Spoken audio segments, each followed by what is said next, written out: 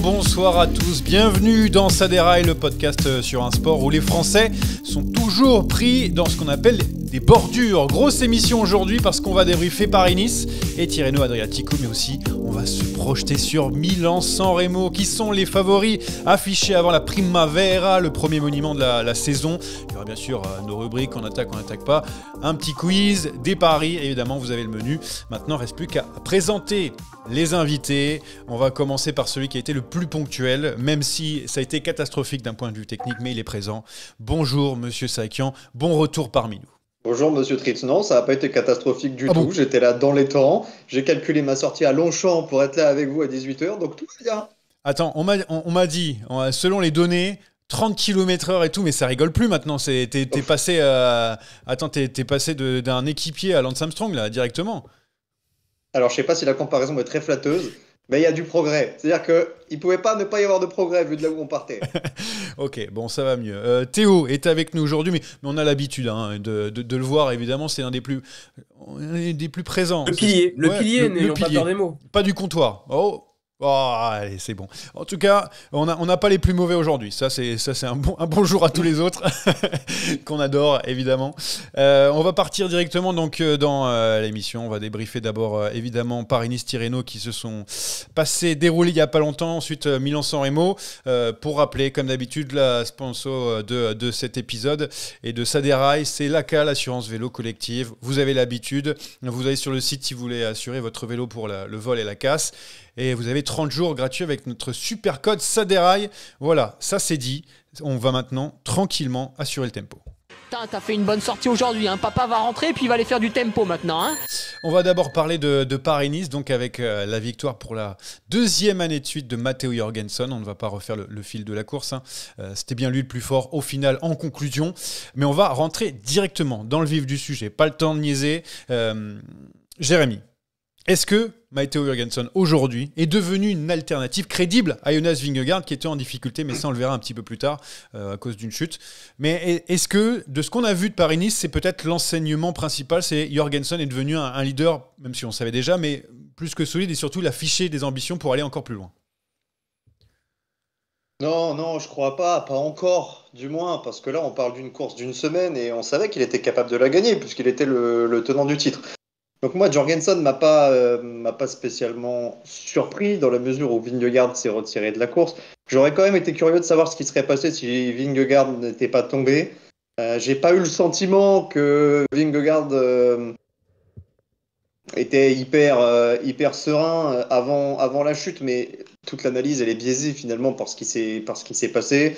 Il n'a pas voulu trop forcer, il n'a pas voulu prendre trop de risques, et ça je peux le comprendre puisque son objectif principal c'est le Tour de France. Maintenant, on peut pas faire un podcast, les prévisions du début de saison, et je te dis Vingegaard va tout casser, ça va être ma star de la saison, pour que 3 semaines après, je fasse machine arrière et que je te dise non, finalement c'est Jorgensen, le leader de Visma. On va attendre un petit peu. Maintenant, Jorgensen, il a confirmé, il va enchaîner sur les classiques, et puis j'ai lu une interview dans l'équipe où il disait je vais essayer de me tester sur un grand tour parce que Visma me l'a proposé à l'intersaison. Donc là, il sera intéressant de voir ce que vaut Jorgensen. Mais de là à chambouler la hiérarchie parce que Vingegaard était moins bien sur une journée et qu'il est tombé, ça va un peu vite. On doit poser la question. Théo, toi aussi, t'es aussi nuancé, voire même carrément non. Non, moi j'y crois absolument pas, parce que rappelez-vous quand même qu'il prend 2 minutes 30 sur la première étape de haute montagne du Tour au bout de 3 jours l'année dernière.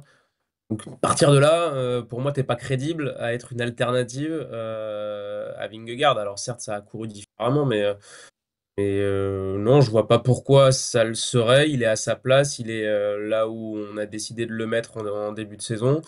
À s'affirmer sur les classiques, moi ça m'étonnerait absolument pas qu'il en gagne une belle encore après. Et pour moi, c'est absolument pas le plan. Et de toute façon, intrinsèquement, je vois pas qui d'autre que Vingegaard peut chatouiller Pogačar sur un grand tour, encore moins Jorgensen, ce Jorgensen-là encore. Mais pour toi, pour le peu qu'on a vu, évidemment, avant qu'il quitte la course, est-ce qu'il t'a fait une bonne impression, une mauvaise impression? Quelle impression, d'ailleurs, il t'a fait?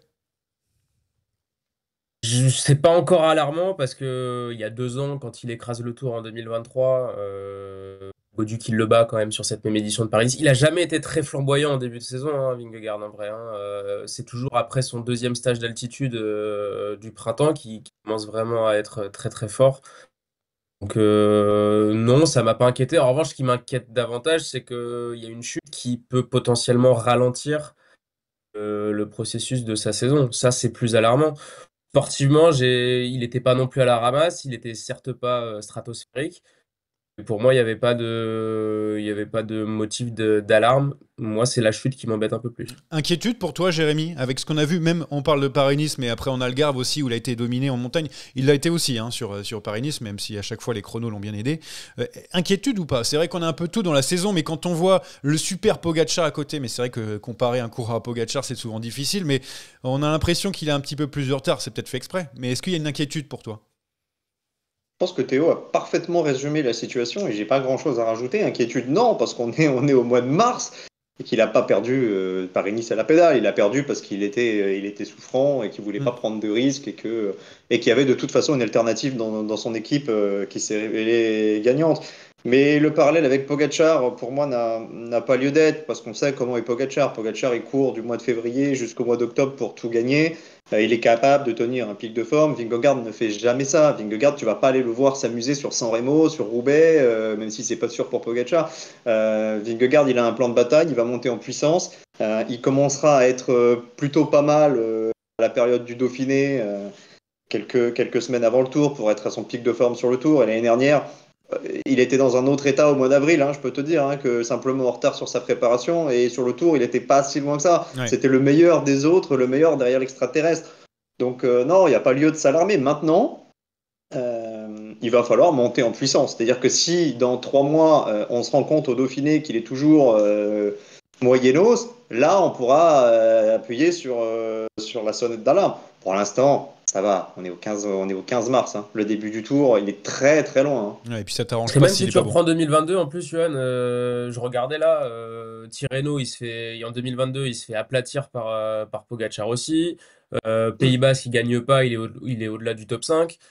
Donc, pour moi, c'est un mec qui monte en puissance quand l'été arrive. Donc, en effet, comme disait Jérém, je pense que c'est le repère, c'est de le Dauphiné. Et avant, reste dans ses standards. Et qu'est-ce que ça veut Et dire même aussi? au Dauphiné, Vas-y. même au Dauphiné, il n'est pas censé être au top du top non plus, parce que Théo parle de 2022. 2022, il fait l'équipier pour Roglic.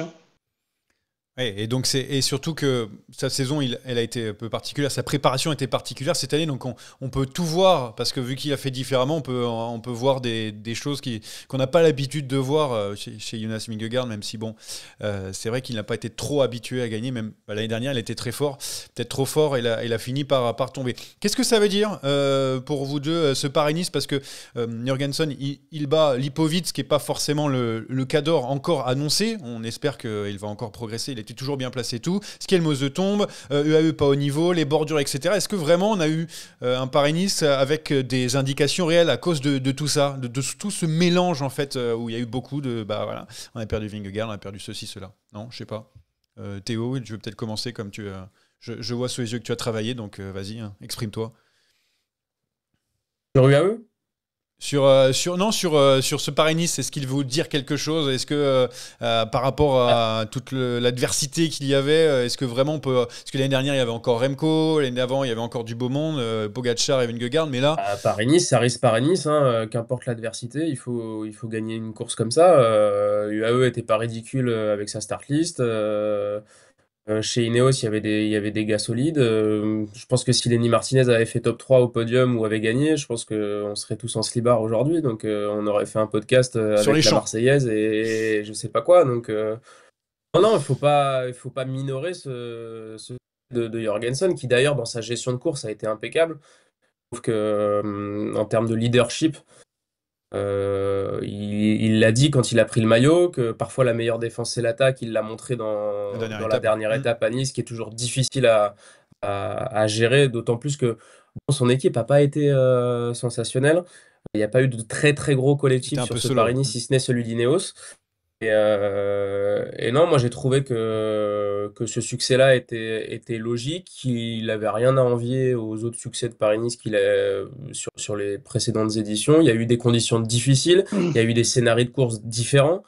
Donc pour moi, c'est une victoire totale et elle n'a pas du tout à être minorée. Tiens, tu parlais de Lenny Martinez. Le problème, Johan, ouais, vas-y, non, moi j'enchaîne après l'arrêt. C'est que tu veux tirer des enseignements Toujours. de ce Paris-Nice en vue du Tour. Alors qu'en réalité, il faut tirer des enseignements de cette semaine pour la campagne des classiques. Et à ce moment-là, moi, ça change mon analyse. Des enseignements, je peux en tirer. J'ai vu un très très bon Mats Pedersen sur Paris-Nice. On y reviendra tout à l'heure, mais j'ai vu un excellent Philippe Ogana.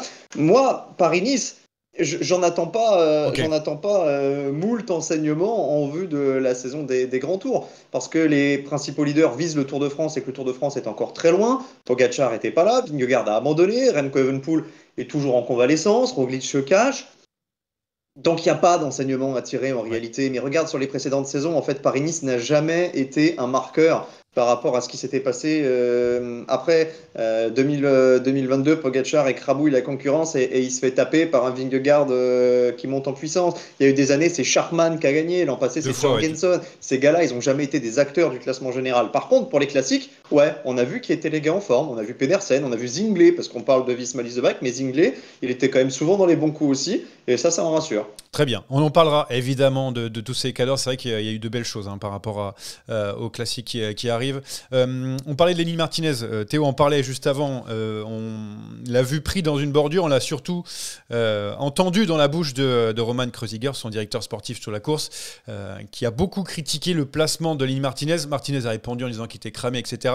Qu'est-ce qu'on en pense, Jérémy? Tiens, garde la parole avant que je donne à Théo. Est-ce que c'est un problème? Et ça peut être un problème pour le Français, qui c'est vrai que c'est un peu plus difficile quand c'est très roulant, mais bon, qui a quand même montré de belles choses avec une victoire d'étape.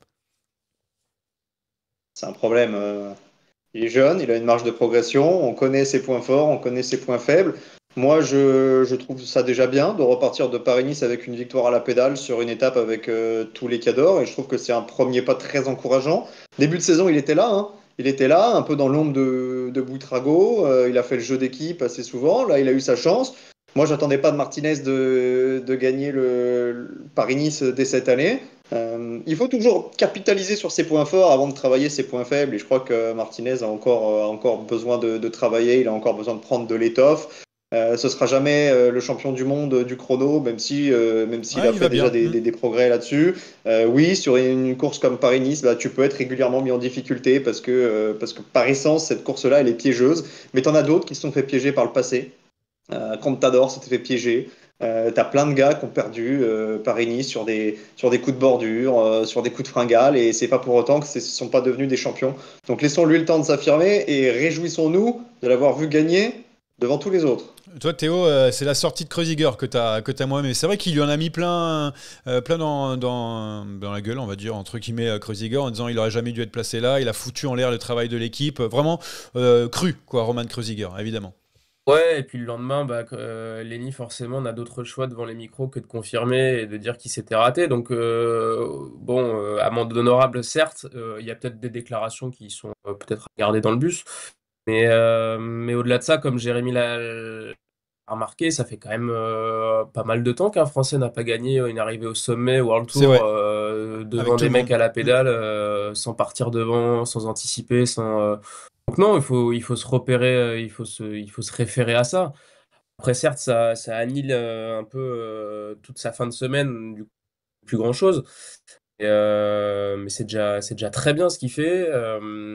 Après, c'est un de ses défis quand même de Lenny Martinez cette année avec Bahreïn, c'est de s'acclimater à un climat international. Chez Bahreïn, il y a quand même beaucoup de nationalités, t'as pas de repères français, peu.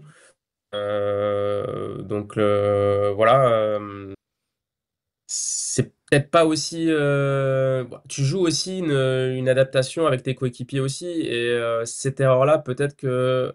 J'espère qu'elle sera pas rédhibitoire pour le futur et un peu la réputation qu'il aura auprès de ses coéquipiers, justement, de pas trop le traîner, de pas trop. Voilà. Donc, nous, Français, on va s'attarder évidemment sur sa victoire à la pédale en montagne. Ça, tout à fait. C'est une certitude. Très rapidement, pour terminer Paris-Nice, savoir ce qui vous a plu, ce qui vous a moins plu. Déjà, ce qui vous a plu par rapport aux coureurs, moi je notais quelques-uns. On parlait de Pedersen tout à l'heure.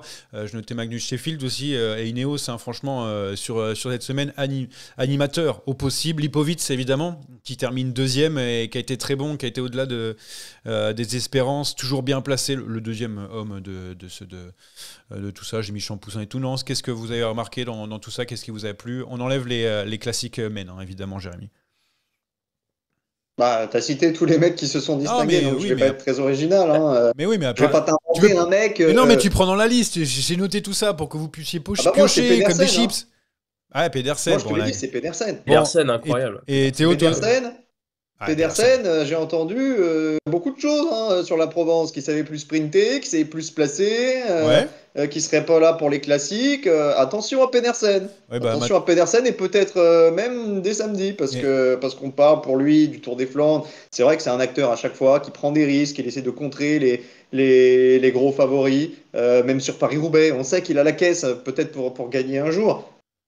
Moi, je l'écarte pas. Vu Non. ce qu'il a montré cette semaine, je l'écarte pas. On s'est fait taper dessus il n'y a pas si longtemps en disant qu'il était un peu moins vif dans les sprints, mais on a l'impression qu'il Ouais, travaillait ouais. autre chose. Bah, on l'a vu de vue ce qu'il avait travaillé. Théo, alors peut-être que ce que tu n'as pas aimé, peut-être Théo, qu'est-ce qui t'a déçu sur Paris-Nice, quelque chose, non, en particulier? Non, moi j'ai trouvé cette semaine intéressante. J'aurais beaucoup plus de choses à redire sur Tirreno qui chaque année nous offre quand même un truc un peu lancinant et pas très emballant. Pourtant, moi, cette semaine de Paris-Nice, je l'ai trouvé bien kiffante. Ok. Bah après, on est un petit peu sur notre fin avec cette étape amputée de Ron. Même si je pense que ça aurait pas changé grand-chose, mais bon, t'as quand même une amputation d'un sommet important. Non, moi j'ai bien aimé. Ouais. Voilà, la météo, on a fait ce qu'on a pu avec les conditions du bord, sur l'espèce d'interruption qui a eu la neutralisation. Non, non, moi j'ai bien aimé. À noter Tudor quand même, qui a été très active et qui pour moi a marqué des points Ouais. pour Avec Soror, ouais. cette fameuse wildcard qu'on connaît pas encore pour le tour. Là, moi, je vois pas comment on peut se passer de Tudor sportivement parce que Total a encore été malheureusement un peu invisible malgré le maillot à poids de Gachinière. Sportivement, je vois pas comment on pourrait se passer de Tudor. Et puis Astana, toujours, hein. Champoussin incroyable. Champoussin 7, ouais.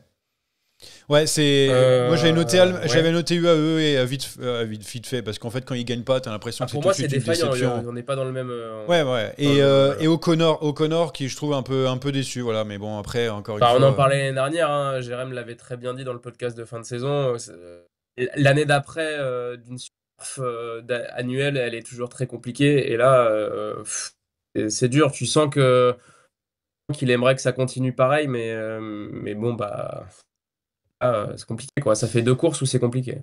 Bon, on a vu du coup ce Paris-Nice, on a vu aussi Tirreno Adriatico, la victoire de Juan Ayuso, qui a été encore une fois très solide. C'est vrai que Tirreno Adriatico, c'est assez particulier parce qu'il n'y a pas vraiment de grosses étapes de montagne. Les écarts ont été très, voilà, ils ont été très, bon, il n'y en a pas eu beaucoup d'écarts finalement, avec le chrono d'entrée qui a fait quand même pas mal. On a vu Ghana deuxième, on en reviendra, t'inquiète pas, Jérémy, on a vu Van Der Poel un petit peu, mais voilà, qu'est-ce que tu retiens de ce Tirreno finalement, Jérémy? Bon, pas flamboyant. Non, bah, pas flamboyant, parce que le parcours a fait que il fallait pas en attendre grand-chose. Je tire quand même des leçons du premier chrono, parce que Philippe Ogana a mis une claque Ah monstrueuse à tout le c'est monde. ouf. Je pensais qu'il allait gagner Et avec ça. pourtant, et pourtant Ayuso avait fait un sacré chrono aussi, mais bah, en fait, il y avait Ghana, Ayuso très en dessous, et encore après, tous les autres. Je retiens un Van Der Poel qui s'est testé et qui n'a pas commis l'erreur qui avait été la sienne en 2022 d'en mettre partout, de faire des raids solitaires, même s'il est encore parti à l'attaque dans le dernier week-end. Je pense qu'il en a gardé sous la pédale pour être frais pour samedi, mais il a testé la condition. Donc là, Ghana, Van Der Poel, on a 2 autres favoris de San Remo. Et puis Ayuso, comme Tiberi, bah, c'est une confirmation. C'est 2 gars qu'on retrouvera sur le Giro avec un parcours plus difficile. On ne peut pas avoir, après Tirreno, plus de garanties sur la haute montagne pour Ayuso, parce qu'on sait que c'est un peu son point faible. Maintenant, on voit qu'il est quand même capable de tenir une équipe, d'imposer le respect, de faire d'Adam Yates sur cette course-là un second couteau. Et c'est un gars qui allait dans longue. Rappelle-toi la montée du Galibier l'année dernière, quand Almeida se dépouille pour Pogacar. Lui, il est derrière, il esquive un petit peu les relais. Ayuso, il n'a pas envie de travailler pour les autres. Ayuso, il a envie de remplir son palmarès. Avant Tirreno, il avait 3 jours de course, 2 victoires et un top 10 sur l'étape, enfin pas sur l'étape, sur la C'est la classique Drôme ou la Ardèche, là où ouais. ils étaient mal aiguillés. Donc non, il est en super grande condition, mais ça demande encore une fois confirmation sur une course de 3 semaines avec des hauts sommets qu'on n'a pas eu. Après, tu vas encore dire que je tire des plans sur la comète et que du coup, on est encore loin, mais ça en fait pour moi, pour le moment, le favori pour le Giro, même parce que Roglic se cache, on sait pas trop, mais sur le papier, en plus, il n'y a pas une grosse start list, hein, c'est Simon Yates pour moi, la tu Visma. peux le dire, hein, Johan. Pour Ah, moi, merci pour une fois, je peux top 2 minimum. Hein. Et Jérémy a soulevé un point important, c'est que dans la hiérarchie interne de UAE, je pense qu'il a marqué beaucoup plus de points qu'on ne le pense. Vis-à-vis d'un Adam Yates qui, pour moi, je l'avais dit en début d'année, j'étais très curieux de voir le Giro et j'avoue que j'avais quand même de grosses attentes par rapport à ça. Et pour l'instant, c'est quand même compliqué. Et Dieu sait que quand tu es dans un collectif comme UAE, tu dois quand même marquer un peu ton territoire. Et de tous les leaders, c'est celui qui l'a mieux fait, Ayuso. Ouais. Pour moi, c'est. Ouais. Avant de faire d'Ayuso le grand favori, il faut quand même rappeler que Roglic devrait faire le Giro. Tout à fait. Pour l'instant, on le voit pas trop, mais Roglic, sur 3 semaines, à date, il présente quand même beaucoup plus de garanties qu'Ayuso. Ouais, c'est clair, c'est un score. ouais. Mais bon, sur le Giro, aussi, maintenant il a gagné. Tu vois, moi,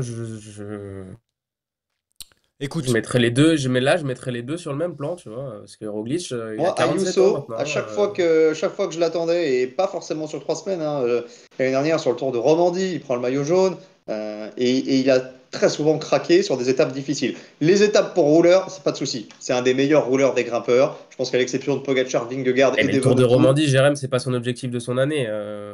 Bah ouais, mais c'est une des rares courses où il était leader. Et il en a pas eu tant que ça des opportunités l'année dernière. Ouais, comme tous les leaders du. En tout cas, j'ai voulu le dire, voilà, je le dis. On a vu un petit peu tout ça sur Tirreno. Aussi bon point pour De Vernes.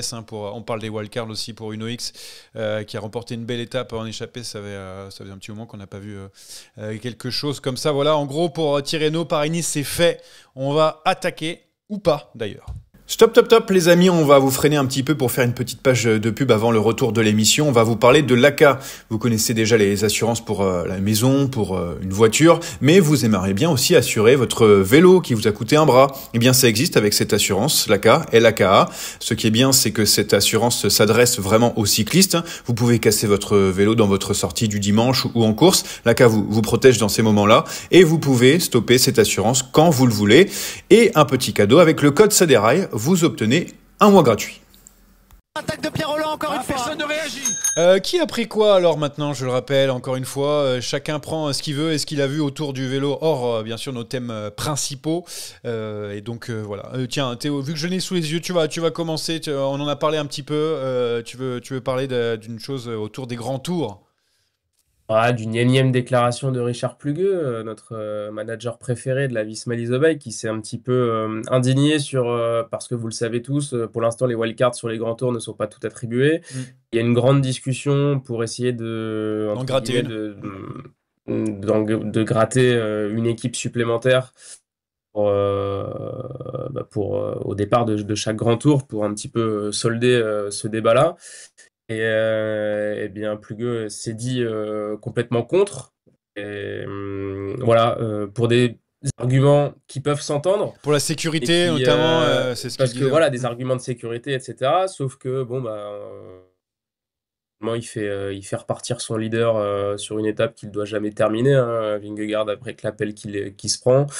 On parle de sécurité, mais Visma a été une des précurseurs de courir à l'avant du peloton, alors qu'il n'y a pas vraiment besoin de courir à l'avant du peloton sur les grands tours. Donc quand on parle de sécurité, ça me fait un petit peu rigoler, un petit peu sourire.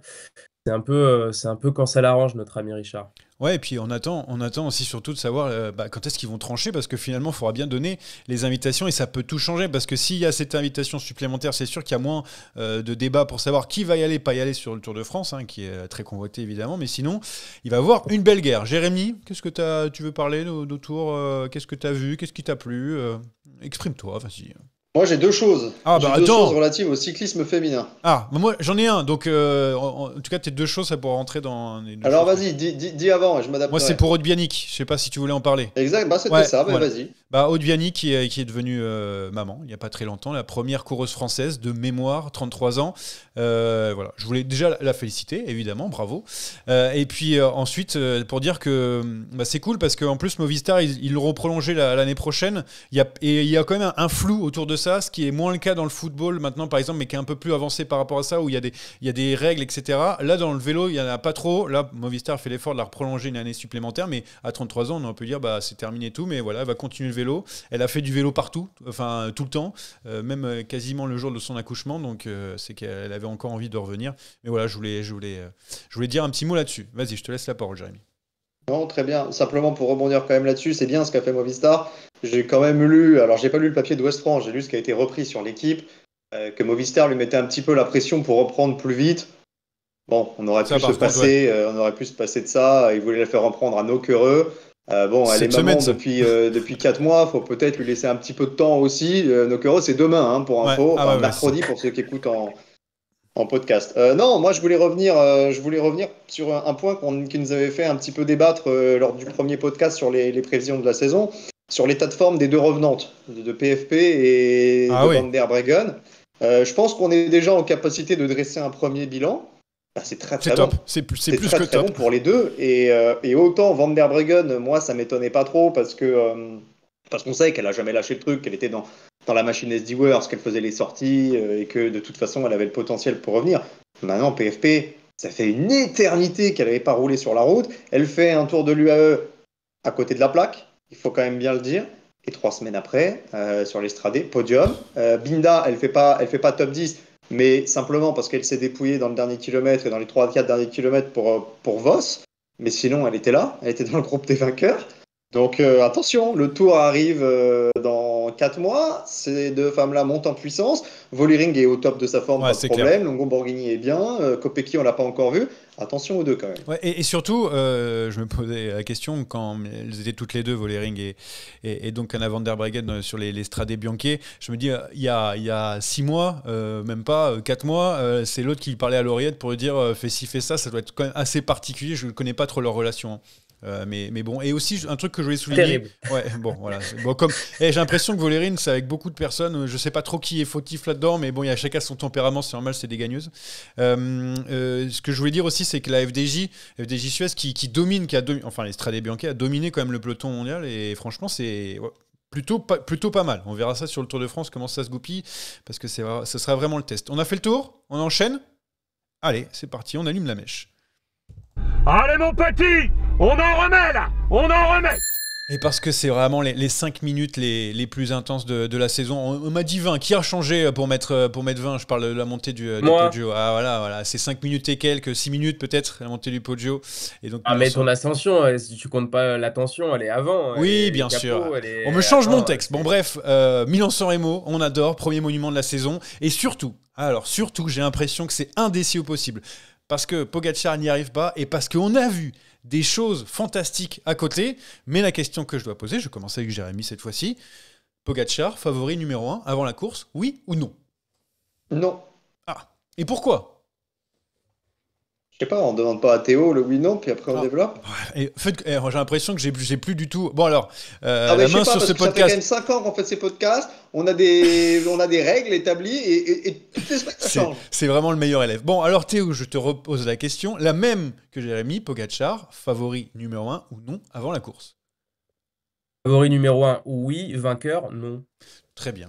Très bien. Maintenant, Jérémy, je te redonne la parole. Ça te va comme ça ? C'est bon ? Ça te convient ? Ça bien. Jérémy, je te redonne la parole. Ce qui me permet parole. de rebondir et de dire que pour moi, Monsieur Sac.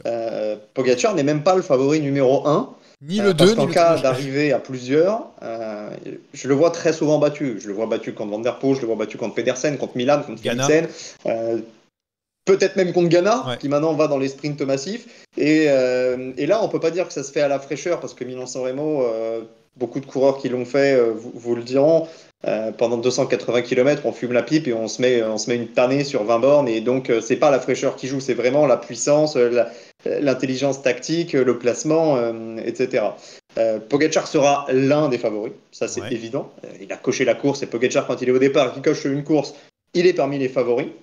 Mais le problème pour moi, et je viens de te le dire, c'est qu'il faut qu'il arrive tout seul, donc qu'il se défasse de tous les autres au sommet du Poggio, en se créant aussi une petite marge, en prenant des risques dans la descente. Il est tombé sur l'Estrade Bianche. Sera-t-il capable de prendre autant de risques qu'un Mohoric ne l'avait fait pour gagner sur l'Estrade, sur Milan-San Remo? Je pense que non. Il n'est pas non plus débile, Pogacar. Il veut gagner San Remo, mais pas au point de compromettre le reste de sa saison. Tout ça mis bout à bout me fait dire qu'à moins d'une Cipressa stratosphérique, d'un Poggio de dingue, et qu'il arrive à lâcher les Ghana, les Van Der Poel, etc., pour finalement résister, je ne le vois pas gagner. Et en fait, je me repasse le film des derniers Milan-San Remo. Il n'est jamais parvenu à sortir les autres de sa roue. Je vois pas pourquoi ça changerait. Très bien. J'ai ton analyse, on a ton analyse. Maintenant, Théo, favori numéro 1, tout de même, pour toi. Pas forcément vainqueur, moi je mais... souscris certes aux propos de M. Saakian, mais je m'en défausse pour deux arguments principaux quand même.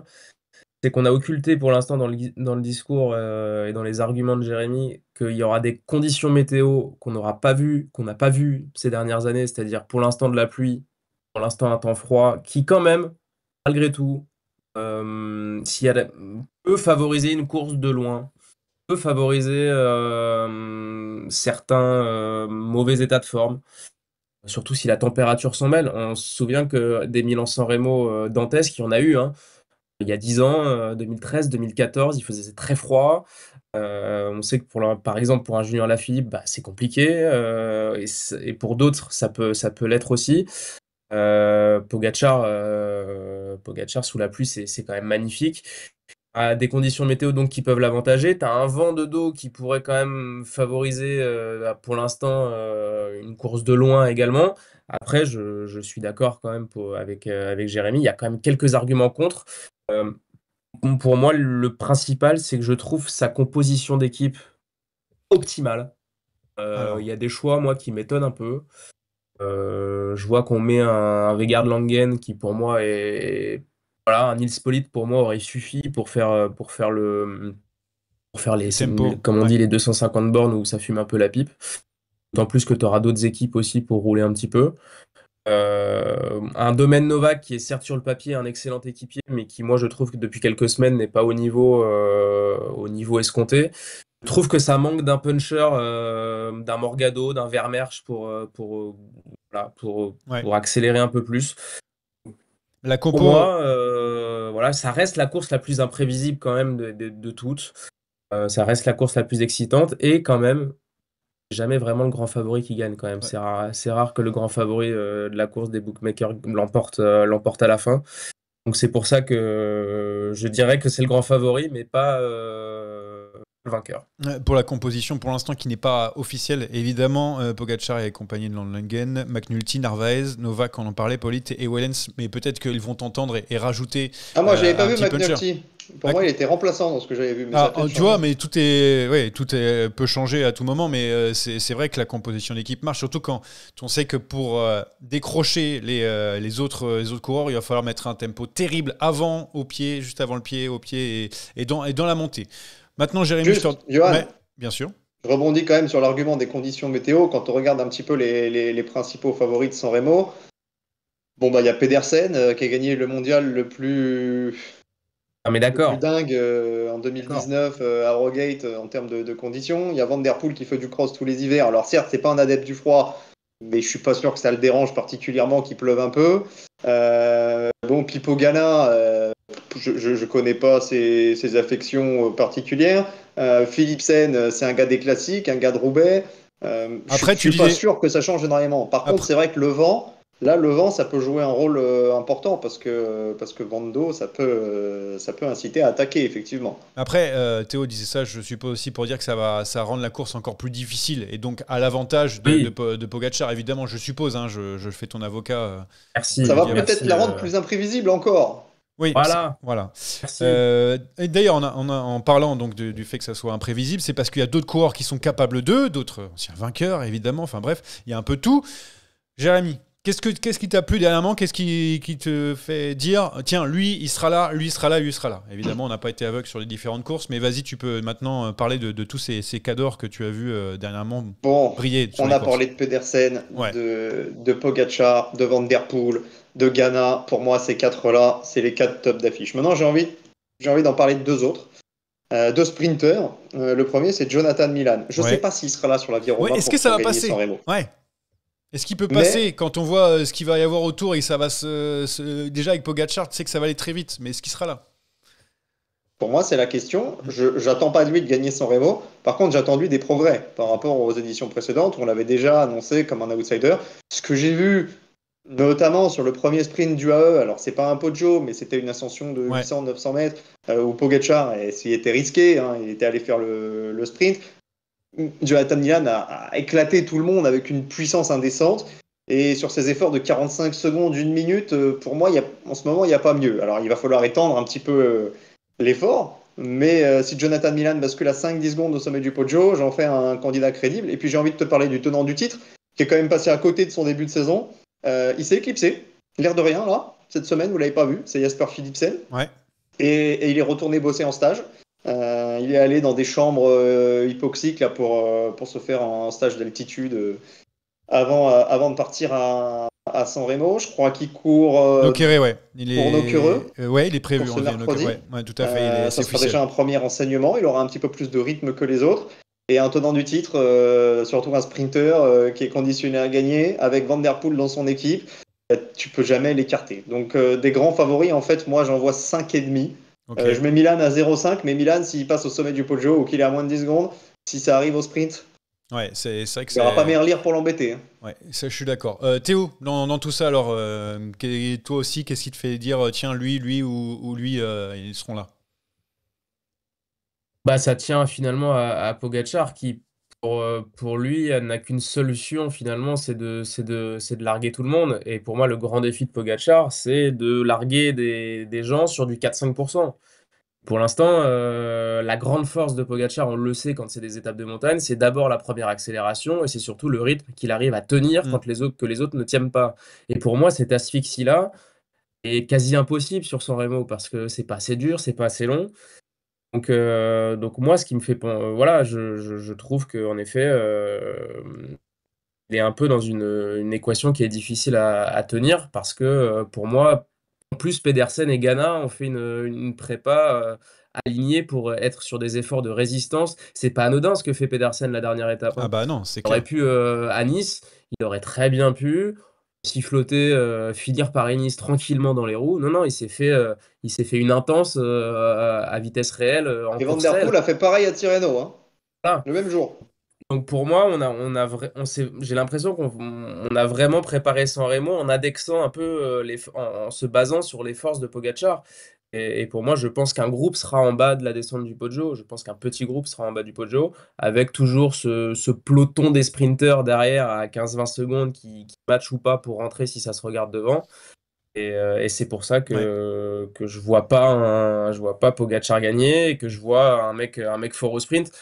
Après, la grande question, c'est t'arrives avec Ghana, Pedersen, Van Der Poel dans un sprint. Moi, j'arrive pas à me positionner Ah oui, faut pour savoir qui va le gagner ce sprint-là.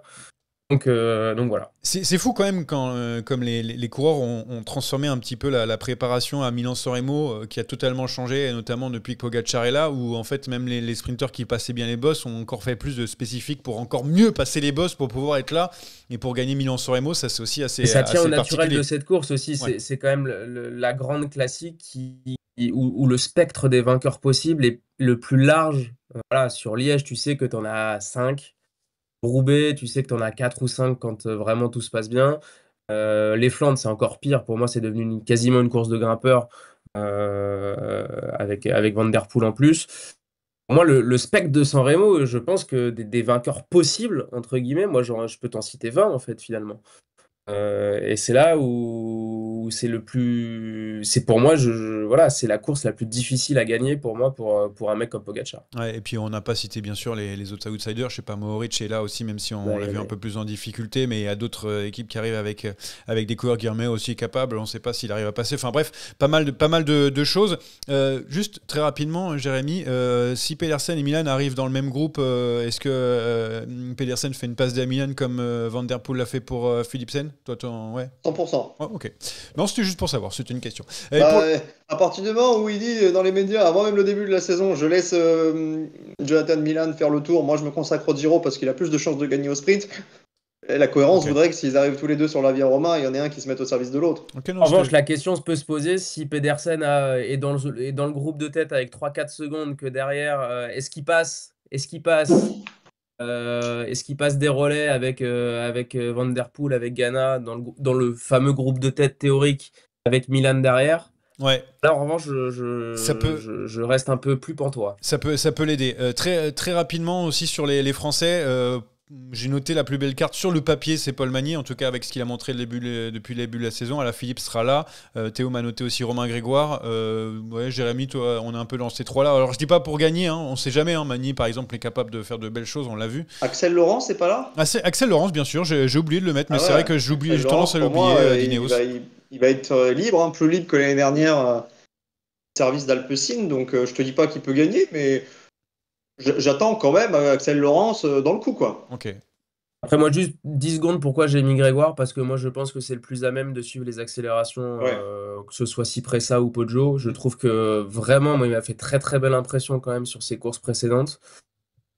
Toute l'inconnu, évidemment, de la Groupama, malheureusement, c'est quand même le placement, parce qu'on n'a jamais été très très bon dans le placement pied du Poggio, au niveau de la Groupama UDJ, malheureusement. C'est pas non plus la qualité première de Grégoire d'être vraiment dans les premières positions.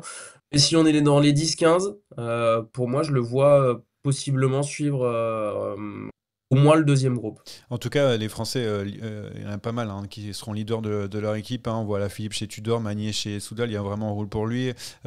Ineos, on a l'impression. Ineos, il y a Ghana quand même, donc il n'est pas vraiment leader. Et j'ai vu Olaf Koy aussi, qui est peut-être prévu donc dans les sprinters qu'on n'a pas forcément sprinté, mais lui, il a l'air d'être un cran en dessous, en tout cas dans les montées. On verra bien, évidemment. On va jouer un petit peu, Jérémy, non? Pour finir, tranquillement. Ce quiz est une dictature orchestrée par moi-même. J'ai pas compris la question, c'est... Alors, qu'est-ce que tu nous as concocté? Parce que je t'ai remplacé là ces derniers temps. Je sais pas si c'était super top, mais bon, j'ai essayé de faire au mieux. Mais bon, à toi maintenant de faire encore mieux. Quiz inédit aujourd'hui. Je vais vous citer des noms. Et ces noms-là ont remporté la même course. Il va falloir retrouver la course. Waouh! Il y a 8 courses, alors globalement c'est des courses assez connues, des noms assez connus, mais ça va pas être simple. Et ce qui va pas être simple non plus, Johan, c'est que tout le monde aura le droit à une seule réponse, donc ne vous précipitez pas. Et ça inclut le chat. Ok. Donc on prend la première réponse du chat, donc Johan, dès qu'il y a une réponse dans le chat, tu me la relayes. Ok, très bien, je te le dirai vous avez compris? Sans tricher, en essayant. Tout à fait. Allez, Marianne Vos, Pauline Ferrand-Prévot, Zdenek Stibar, Tom Pidcock. L'Amstel? Pardon? L'Amstel? Non, tu ne peux plus jouer. Bon, j'étais un peu trop vite. Thalita de Jong, Mathieu Van Der Poel, Wout van Aert, Lucinda Brandt. Je suis pas loin. Dans le chat, on me dit l'Estradé. Non, c'est perdu. Voilà. Donc, Vos, Ferrand-Prévôt, Pidcock, De Jong, Stibar, Van Der Poel, Van Aert, Brandt. Et mondiaux de VTT? Ah, c'est pas loin, c'est les mondiaux de cyclocross. Putain, mais je suis con en plus, Van Der Poel, il l'a pas fait. Ça a été donné par Beloved de Ninja juste derrière. Donne-leur 3 réponses au chat, comme ça au moins. Et tu, allez, je donne 3 réponses et je donne le point aussi au chat. Deuxième course. Pas un demi, moi? VTT. Une connerie, je vais pas donner un demi-point. Si on récompense la bêtise, t'en mérites 10 là. Allez, deuxième course. Van Vleuten. Vollering. Pogacar, Cancellara, Benoît, Gilbert. Stradé. Stradé. C'est arrivé en même temps dans le chat, donc il faudra que tu regardes la barbe. Donc, mais c'est vraiment ça écrit au moment où je l'ai dit. Maintenant, je mets un point à tout le monde. Donc, très bien, merci. 2 pour le chat, 1 pour Johan Tries. Course suivante.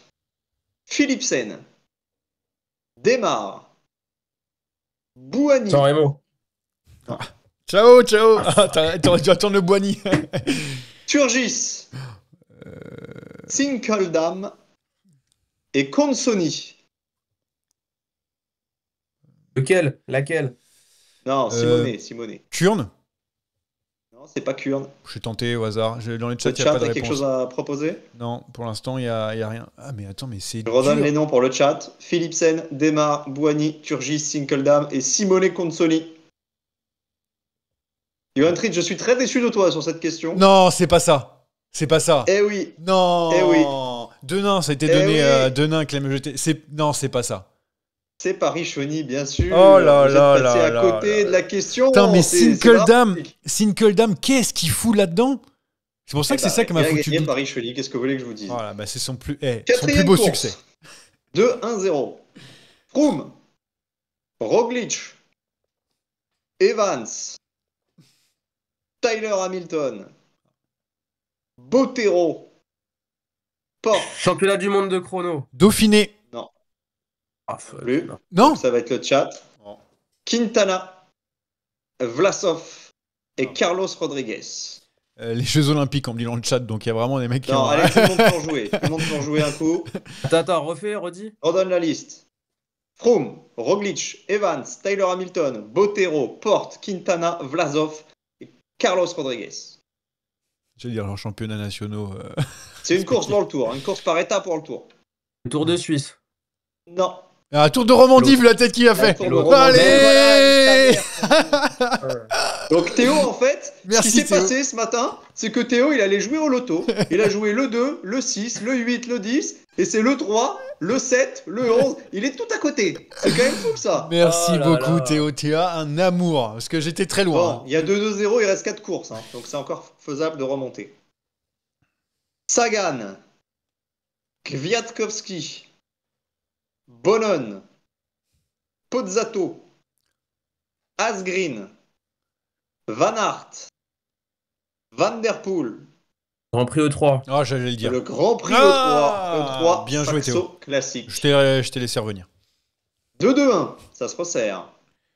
Attention, là, il y a un paquet de noms, vous précipitez pas. Bettini, Fréré, Eric Decker, Thomas Decker, Greg Van Avermaet, Andreas Klöden, Alberto Contador, Tadej Pogacar, Primož Roglic, Théo peut-être, On attend là, parce que Jonas là... Vingegaard et Juan Ayuso. Oh là là, c'est tellement... C'est Thomas Decker qui me... C'est pas Tirreno Adriatico? Tirreno Adriatico, bien sûr. C'est Thomas D'accord. Decker. Il me fait gagner avec Thomas Decker parce que je me souviens qu'il a gagné une course par étape et c'est la seule qui a gagné. Waouh! 3, 2, 1, il reste 2 courses. Marc Hirschi, Thibaut Nys, Eddie Dunbar, Ah bah ça, c'est le Tour de Belgique. Attila Benelux. Valter. C'est une mauvaise réponse de Johan Tritt. Damien Hausen et Christ Neylands. Oh. Non, mais j'ai donné C'est la une réponse. course par étape, mais qui n'est pas World Tour. Hirschi, Nys, Dunbar, Valter, Hausen et Neylands. Je vais donner un indice pour Johan qui Moi, ne je peut crois que plus je l'ai. jouer. Je crois que je l'ai. Tu as commenté, Ouais. tu as commenté Ouais, je l'ai. l'une de ces éditions et je crois que C'est la Thibaut course Nys. était Le Tour neutralisée de- et que tu t'es régalé. Ouais. Non, je Hongrie l'ai. Je l'ai. Tour de Hongrie. Ouais, oh là là. Le là point là pour là Théo. là Alors là. attention, Croreil, ça a été donné dans le chat au passage, mais juste là. il y a 3-2-2. La Ok. dernière question prévaut, donc tout se joue là. Oh, Celui qui remporte cette question remporte le quiz. Et il n'y aura Ouais. pas d'indice, il n'y a que 4 noms. Tour de Hongrie, là. Bon, bref. Elisa Longo Borghini, Lotte Kopecky, Lizzie Deignan et Alison Jackson. Paris-Roubaix. Paris-Roubaix femme, la victoire de Théo sur le fil, il a jeté le vélo.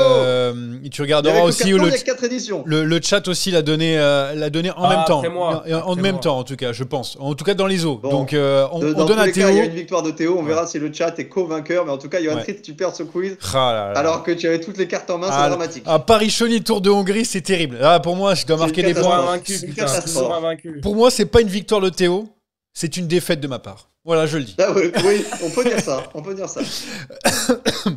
Dans le chat, on me dit avant large et tout, mais ils ont un petit délai et Ouais, tout. ouais. Donc, bon, bref. Ne vous inquiétez pas, tout va bien. Paris, voilà, pour terminer sur Milan-San Remo. Merci beaucoup pour ce quiz qui était génial. Hein. À refaire, hein, d'ailleurs, parce que c'était cool, mais ça fait mal à la tête.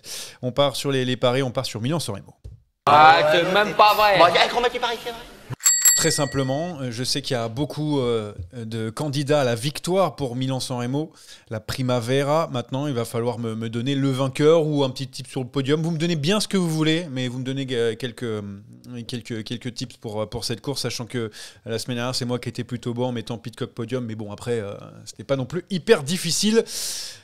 Qui veut commencer? Qui a une idée? Tiens, Théo, parce que tu l'as noté, donc je suis sûr que tu as une idée. Donc, qui tu donnes comme vainqueur? Une belle cote, j'ai l'impression, aujourd'hui, que tu nous soumets. Cette année sera la bonne pour Michael Matthews. On n'en a même pas parlé, parce que dans la preview, on n'en a pas parlé et tout, on n'a même pas dit Matthews, ça fait partie, du coup, ça nous permet de nous le dire. Excusez-nous, monsieur Matthews, si vous ne perdez pas vos lunettes cette année, vous allez peut-être pouvoir remporter Milan-San Remo. Donc, une belle cote quand même, Matthews. J'ai pas les cotes sous les yeux, ils ne sont pas encore sortis parce qu'il n'y a pas la start list officielle, mais voilà. Matthews pour Théo. Jérémy, qu'est-ce que tu nous sors de ton chapeau? Je sais qui tu vas dire. Écoute, moi, je te connais. Il y a beaucoup de scénarios dans lesquels je pense que Van Der Poel gagne. Mais là, je sais pas pourquoi j'ai envie de te donner Ghana. Parce que je pense qu'il peut profiter d'une neutralisation. Il est dans une forme incroyable. Il est allé repérer San Remo.